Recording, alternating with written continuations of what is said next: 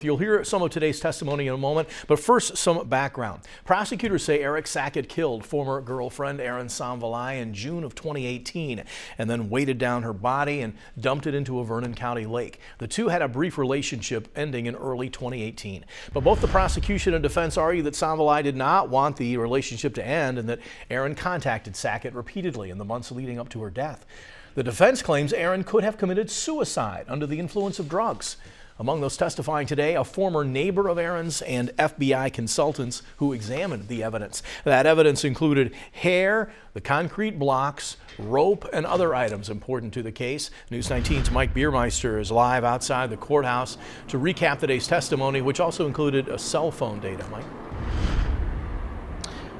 Yeah, Scott, a service that the La Crosse Police Department uses collected data from 9 cell phones, including one regularly used by Eric Sackett. We also heard from Erin Sanvalai's neighbor, former neighbor and friend, as well as that friend's father, and their testimony focused around the interactions that they had with Sanvalai and Sackett.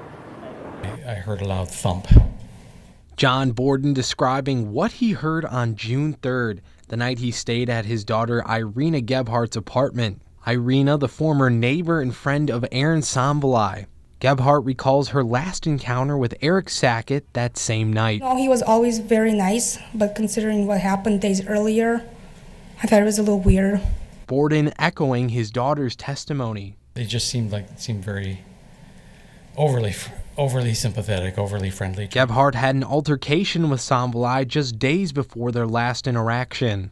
The former neighbor also said Sanvalai was acting unstable during the last month of her life, and text messages between Erin and Eric proved that. Do you agree with me that several of those text messages appeared to express some suicidal ideation?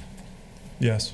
Earlier in the day, FBI forensic examiners provided vital information on the materials that bound Sanvalai and if they matched items collected from Sackett's home. There were several intact blocks that were submitted as well for analysis from the residents, and there were also a number of pieces of concrete that were submitted as well. And those were different than the blocks that were attached to Ms. Sanvalai. There was also hair found on the rope that was analyzed. Based on the item 36 head hair sample, Eric Sackett cannot be included as a possible source of these hairs. The day wrapped up with prosecutors laying out a timeline of Erin Sanvalai's location on the day that they believe that she went missing, which is June 3rd.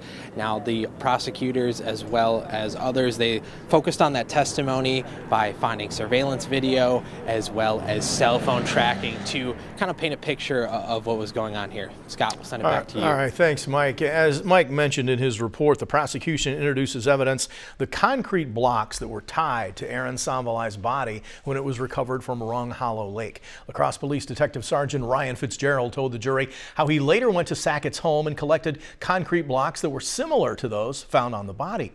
He showed the jury the actual blocks that were tied to the body. Fitzgerald says the blocks in both places were nearly identical. Did you weigh and measure the blocks? Yes, I measured all the 6-inch blocks. They were the same measurements.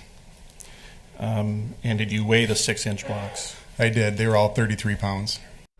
But as you heard in Mike's report, the FBI forensic examiner testified that the blocks from the body and from Sackett's home are not a chemical match, but she also testified they would not match unless they came from the same batch. We will continue to follow the trial both on the air and on our website.